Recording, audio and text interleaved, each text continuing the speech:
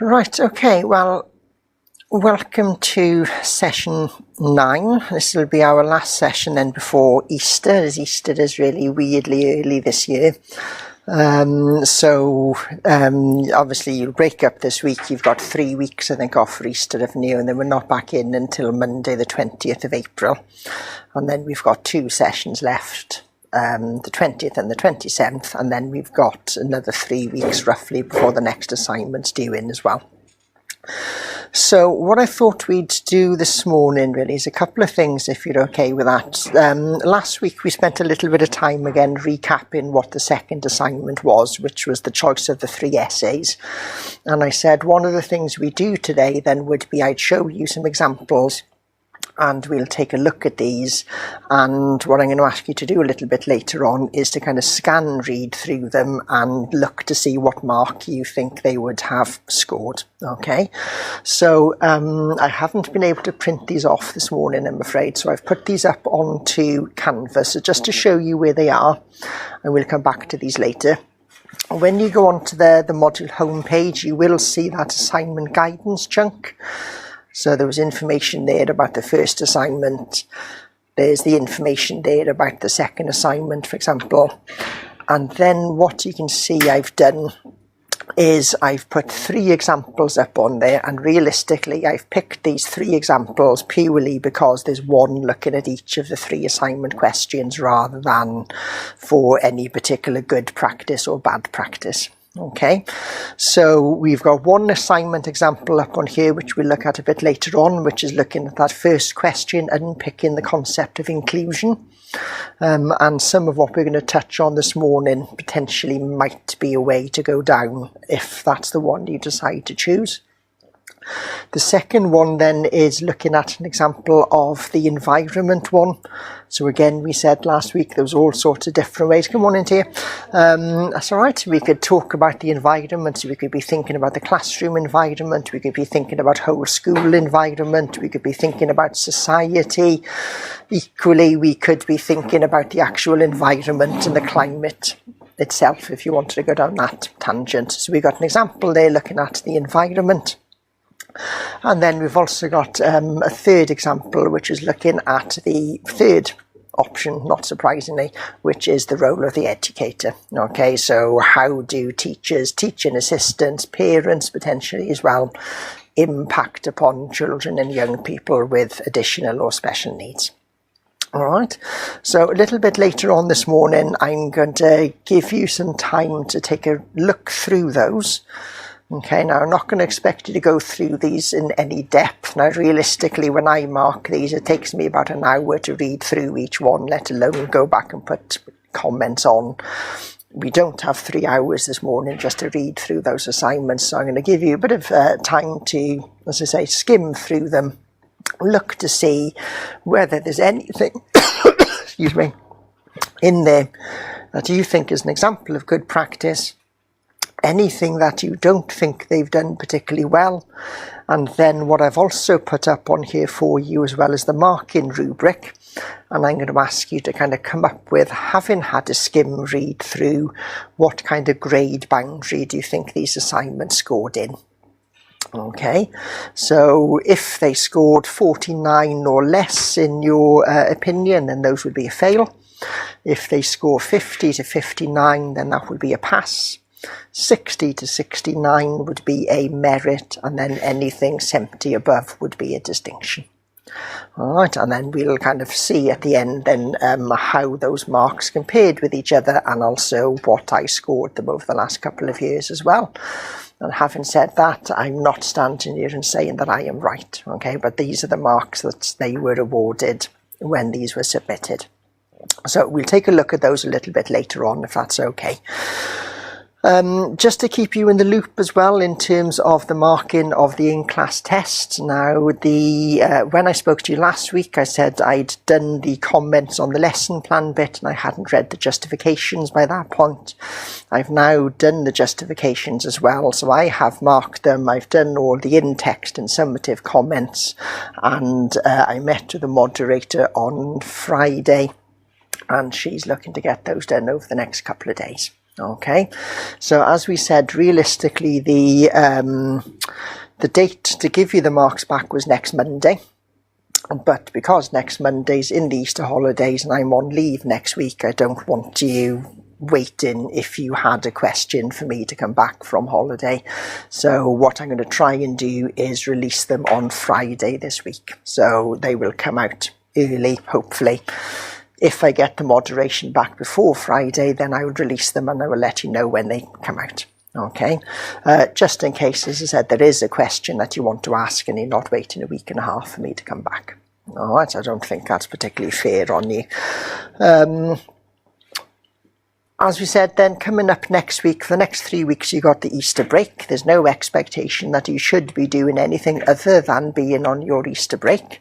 However, if there is anything you want to kind of look to get a head start on in terms of the assignments, I'm back in on Wednesday the 8th of April.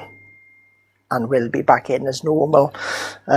So just to get in touch. So if you've got a draft or something, you've got an initial idea, you've done a plan outline, just send it through and I'm happy to kind of give you some feedback in terms of that. Then, as we said, we've got our last session on the 27th of April. The assignment doesn't come in until the 18th of May. I am more than happy to meet you individually, as a group, as smaller groups, and kind of give support about that assignment between the last session and the deadline as well. Okay. I think you're back in, Jess, on Monday the 20th of April.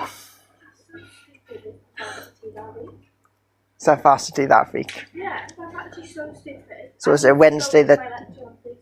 So is it Wednesday 22nd, Thursday the 23rd, is it? Yeah. So stupid. Sorry, I was... No, that's fine. Yeah, no, it is that week. So yeah, the Easter break is normally 3 weeks. So it just happens to be when Easter has fallen this year. Yeah. So it's here this year, is it, rather than... No, it's in Cardiff. It's in Cardiff again? Yeah, because they're doing all the works and stuff. Oh, over in the National Centre. And they're like, oh no.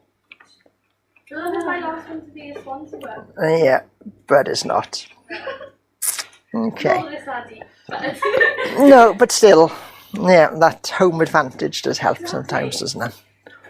I think we do need it. Yeah, there's also the chaos on the trains getting to Cardiff on the day as well and stuff like that. Right, so as I said, we'll come back to those assignments then later on, and we'll see how people feel about those. So what we're going to do this morning then is just pick up a little bit again in terms of some of the things that we've looked at. In particular, I suppose this morning we're going to recap a little bit on what we did very briefly last time, which are those different models of need or disability. Now again, there was nothing new last week that came to anyone realistically. However, I think we all quite liked that quote from Tom Shakespeare at the end of last week in terms of rather than celebrating difference, maybe we should think about not drawing attention to people being different and just normalising that. And therefore, that might be another way of kind of reducing that sense of otherness. So as we said then last week, we looked at these models briefly. We looked at the medical model, the social model, and kind of the affirmative or rights-based models. We're going to think a little bit today then about whether education systems can be truly inclusive. And one of the points I'm going to bring up this morning, some of you have mentioned this before, about the difference between what you see in the literature about being inclusion and full inclusion or true inclusion. And are they the same thing? And maybe what we are doing in a sense in education is being inclusive, but we're not being fully or truly inclusive. Maybe that's another step to go again. And those of you who pick question 1, for example, as the assignment, maybe that's a nice way to kind of go down with that. We'll also think a little bit then about some of the barriers to inclusion. So we've talked a little bit about ALN, but we'll also bring in things this week, for example, like poverty or language, for example, and think about some of those wider issues. And then what we'll do, we'll move on and then have a look at those examples of the assignments, so you've got an idea before you break up before Easter. Okay, a couple of apologies this morning. I've forgotten my clicker, so I'm going to have to stand by here and touch the button, and my voice is really croaky already before we start, so please bear with me in terms of that. So last week then we had a look at these different models of disability. So the psychomedical model, we said then this was the most common model, at least historically, that have influenced education in the Western world. We then looked a little bit at the social model as well, which aimed to, I suppose, kind of undo some of the damage that's inherent with that first model. However, there are still issues attached in terms of that one. And then we briefly touched on things like the affirmative model, celebrating people's difference. We talked about kind of the superheroes and strengths related to particular areas of need as well. So just as a quick recap then, in terms of the two most common models, the medical and the social model, the main difference between them, I suppose, was where we apportioned blame or fault. And in terms of the medical model, what we tended to see was the individual who wasn't fitting into education for whatever reason was seen as being at fault. So all other learners can fit in with what the school or education is doing. Why can't this learner? What is wrong with them?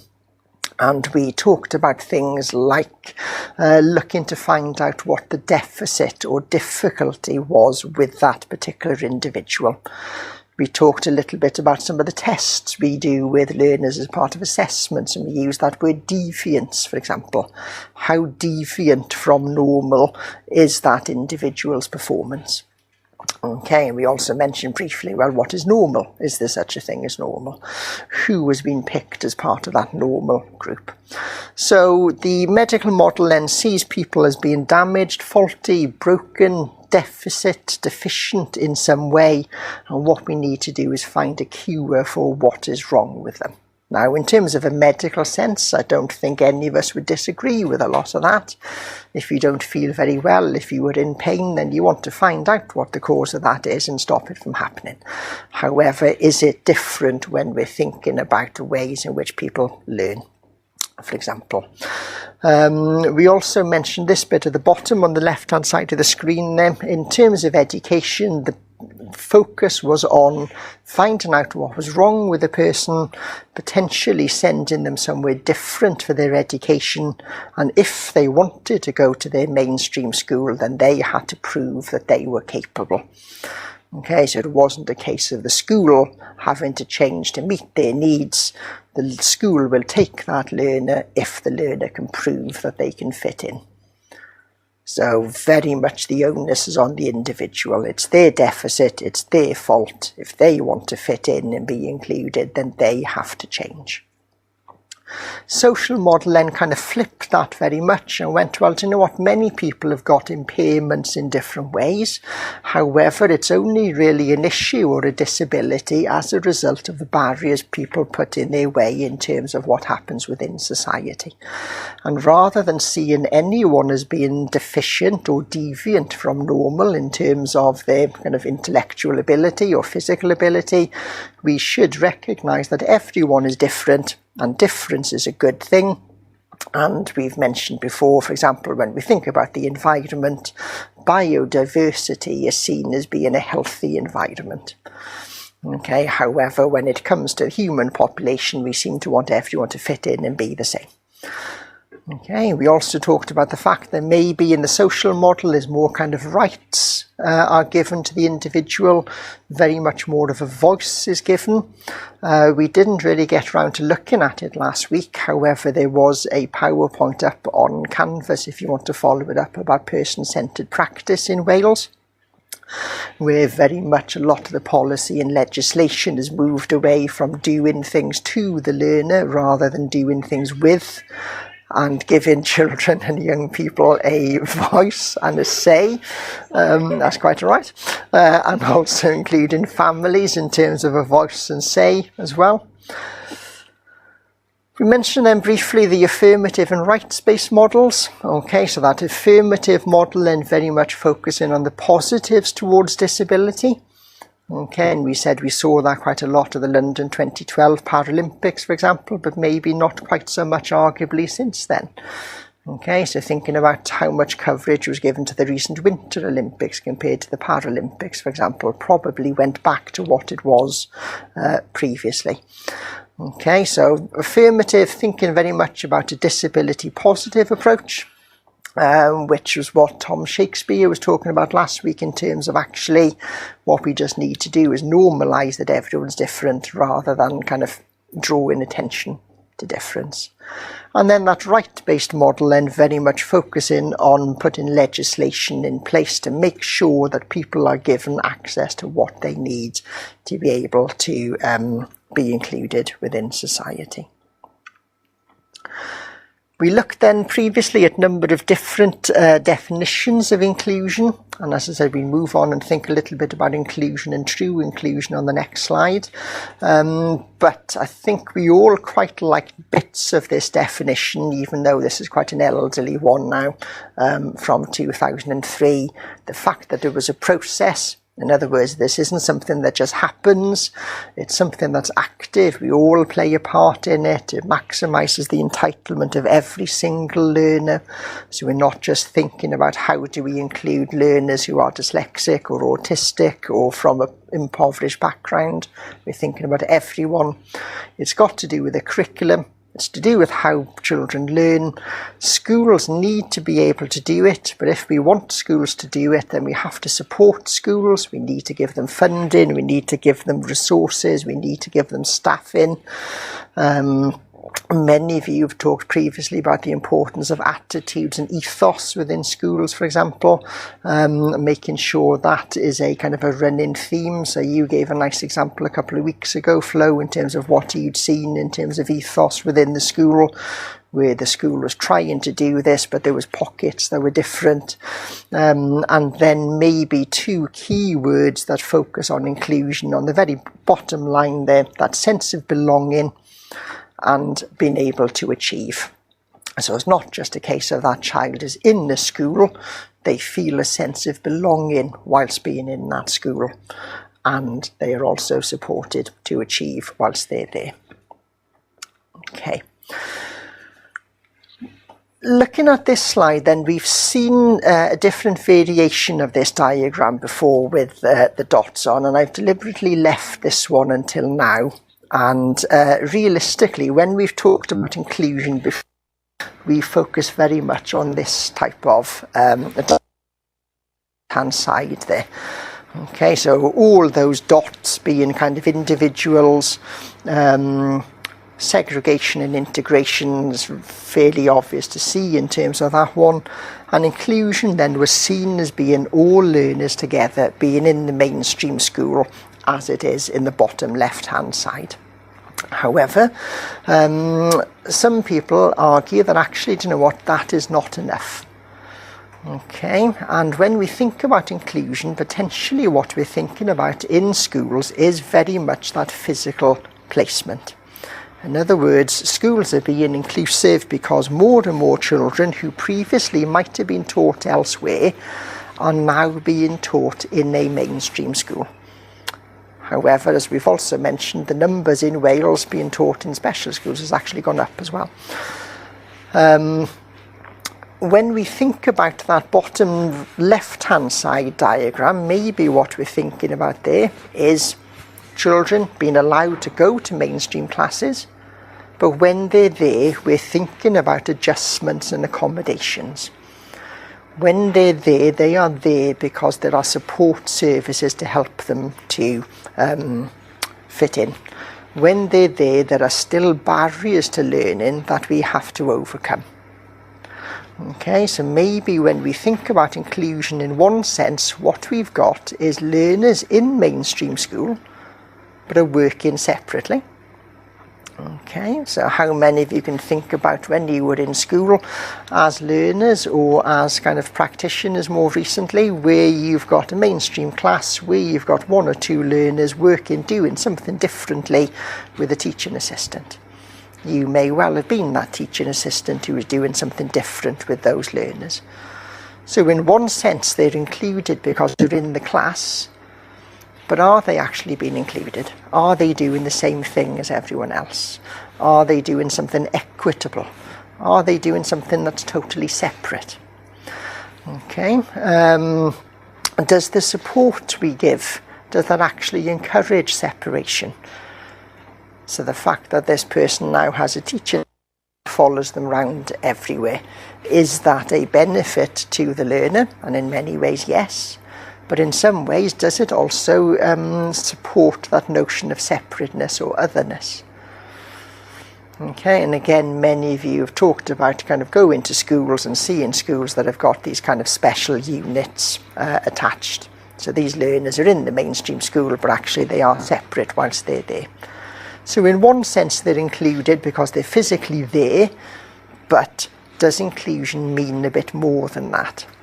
And I do like this diagram that's on the bottom right-hand side here, where we've got that I decide. So thinking very much about what we mentioned a few minutes ago, listening to the learner and what they want and what works for them. And I think we've had this discussion previously, realistically, in potentially segregation, children go into a special school. Arguably, some learners might be more included in that special school. Integration, okay, that special class within the mainstream school. Maybe learners might feel more of a sense of belonging and feel included in that sense. So that kind of bottom right-hand side diagram is looking a bit more at full inclusion, part of which is giving the learner a voice. So where is it that they want to go, where they feel that they will learn best? Okay, and recognising that potentially that's different for each individual learner. For that learner, they might well be included as being part of the mainstream class.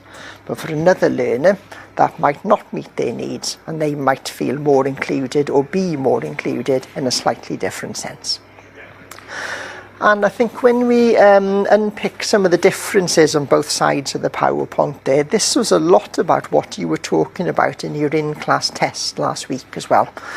Or the week before, thinking about what were you going to do in terms of reasonable adjustments and what were you going to do in terms of removing barriers for everyone. And I think all of you to different extents had put that information within your lesson plans in particular.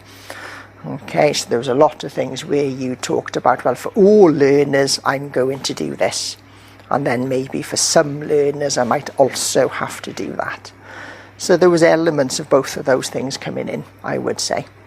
Okay, so inclusion maybe is more to do with placement, or maybe this is what has ended up being in practice. True inclusion maybe is looking at how do we as settings best meet the needs of learners who are with us. So what can we do in terms of our curriculum, in terms of our teaching, in terms of our support, in terms of our assessments, in terms of celebrating difference, in terms of working together. How do we put all that together to be inclusive or truly inclusive? Okay. So that is an argument that you might see increasingly within the literature. I think you can argue that kind of both ways if you wanted to. Okay, we've already said before that maybe inclusion that looks on the bottom left-hand side of the screen is difficult enough for many schools to be able to do because of lack of funding and training and resources, for example. So, which arguably is another step further again, is that achievable in practice? Okay, what might we need to change to be able to achieve full inclusion? Okay, if we are thinking about full inclusion, do we have to go back to some of our definitions? And definitions of inclusion we've looked at before, many of them had a common characteristic. It was mainstream schools. Okay, so if full inclusion means I decide, then potentially for some learners mainstream school isn't inclusion. Okay. So there's quite a lot to unpick there going forward. As I said, if you decide to look at the first assignment option, critically discuss the concept of inclusion, that might be a nice way to take it down if you wanted to. Okay. So I'm going to set you off onto a task for about 15 minutes, if that's okay. And I think we've looked at elements of this before, and we found really that when we were looking at it, it was something that was easier to talk about perhaps than to kind of define or put together in practice. So if you want to, you can do this as kind of a whole group, or you can do it as kind of 2 groups, entirely up to you, whatever works best. But pictured on the screen, I went on to Copilot the other day and put in some prompts about coming up with something that illustrated what an inclusive school looked like and contained.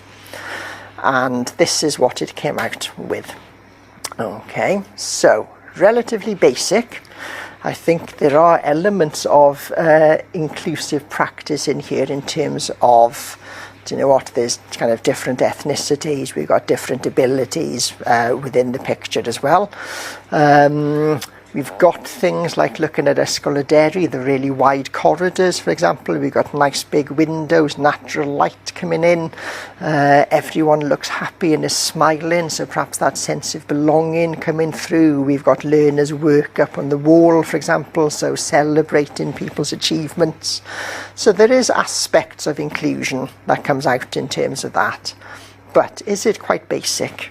Are there all sorts of things there that are missing or might not be being included? So what I'm going to ask you to do, if you don't mind, is in your group or groups is to put something together which hopefully in about 15 minutes time we'll pop up onto the Padlets, and in your groups you can kind of explain how does what you've put together show an inclusive school. Okay, now if you wanted to, those of you that have got your kind of laptop with you, you can go on to Copilot and ChatGPT and put some prompts in and ask it to make you some images if you wanted to. Equally, you can kind of go on Google Images and find examples of things that you're looking at. Equally, what you might want to do is just put some kind of keywords together. Alright, so 2 bits to this task really. First of all, what do you think makes an inclusive school? And what might that look like, feel like? Okay, so look like that, or does it look like that on the right hand side? So bringing in that sense of learner voice. And then the second question, this one is really difficult to answer, I think, and I'm going to ask you to think about how you might quantify this one as well. If we're thinking about inclusion in schools, how do we measure it? How do we know that a school or a setting is being inclusive? And how do we know that they're doing it well? Okay, now if you can answer that one, I would say you're doing far better than most people working in schools in Wales currently who don't generally have an answer to that. And there's all sorts of different reasons why they don't have answers to that in terms of, like we said, how do you define it? What is it that you're actually telling us to measure? Okay, so give you 15 minutes or so. I'll pause the recording there as well so you can kind of talk freely. And then what I'd like you to do, either in a big group or in kind of 2 groups, is post something onto that Padlet that's got images and words potentially, and then we'll pick out what you've got. Okay, so not trying to put words into your mouths at all, but maybe we're looking at some of those points we mentioned on that last slide there. We're thinking about the environment, we're thinking about the curriculum, we're thinking about pedagogy, we're thinking about assessment, we're thinking about all, we're thinking about difference, we're thinking about staff, we're thinking about the community. Okay, so any questions? No? Okay, so I'll pause the recording for a... Those inspection frameworks are important, but do they give a true reflection?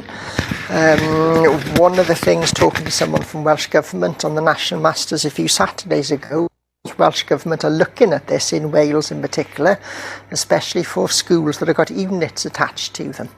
How do they measure what's working well in those units? Because currently what they look at doesn't fit. Okay, so there's that kind of recognition from some of the inspection frameworks as well that this is difficult in terms of what they're looking for. Okay, the charismatic shark group. Okay, so you've got thinking about kind of the logistics around the school there. You're thinking about seating arrangements, you're thinking about the physical environment, so it's easy to get around for everyone. You've got a mixture of different learning methods, you've got different ways of teaching information. Teaching assistants are used potentially in different ways. Supportive measures for everyone. Okay, so that maybe is a key point there. It's not just we do these support for some, support is available for all.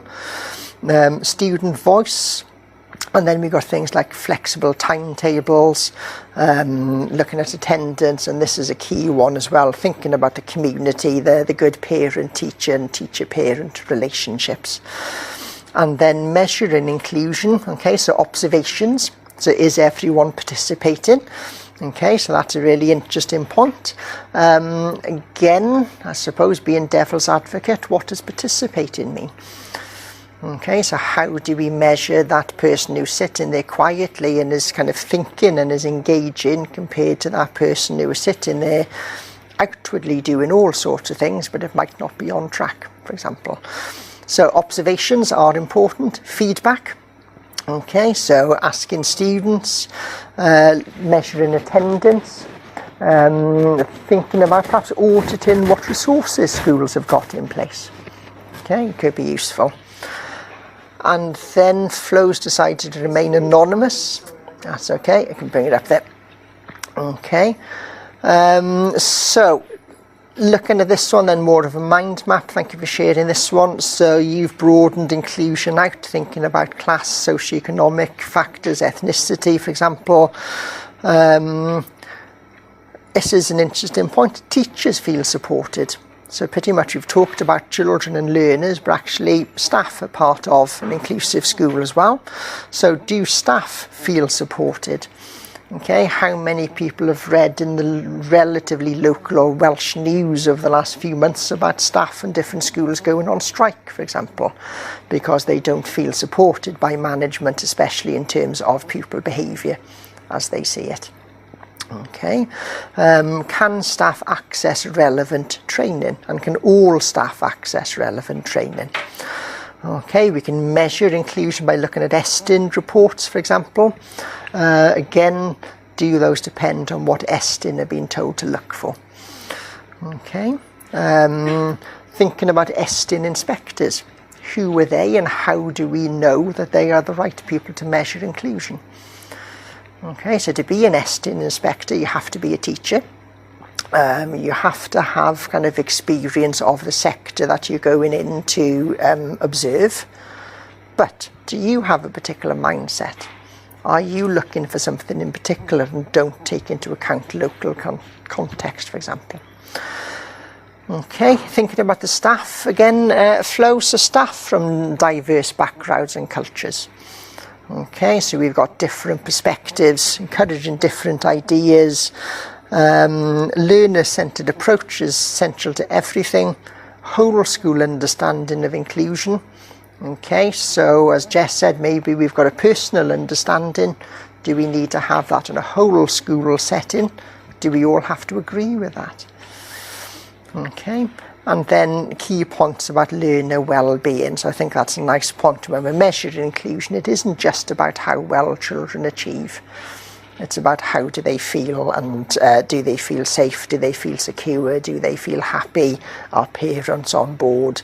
There's all sorts of things that we could pick up in terms of that. So thank you very much for sharing. So a wide range of things then that you've put onto the Padlet in terms of what an inclusive school could be. Okay, it is more difficult than it sounds, I think, to find images to illustrate this, but I think you've picked up on a lot of points there around environment, relationships, curriculum, teaching, assessment, and so on. Okay, What I'm going to do then, I'm going to ask you to go on and do a second activity, and then we'll come back and pick up on some of this when we come back after break. Okay, so it's 10:57 now. If you're happy, I'm going to give you 8 minutes or so to have a think about this task, and then we'll stop and have a break. We'll come back and see what we've put onto this one, and then we'll take a look at those assignments. So we've mentioned then this morning what an inclusive school might look like, might contain. What do you think about now then? Now, what are the barriers to inclusion, or what are the barriers to being an inclusive school? Now again, there are all sorts of things that you could put here. What I'd like you to do when you start to post your thoughts in this is, can you think about grouping them in a particular way? So might there be some barriers, for example, that relate to learner characteristics?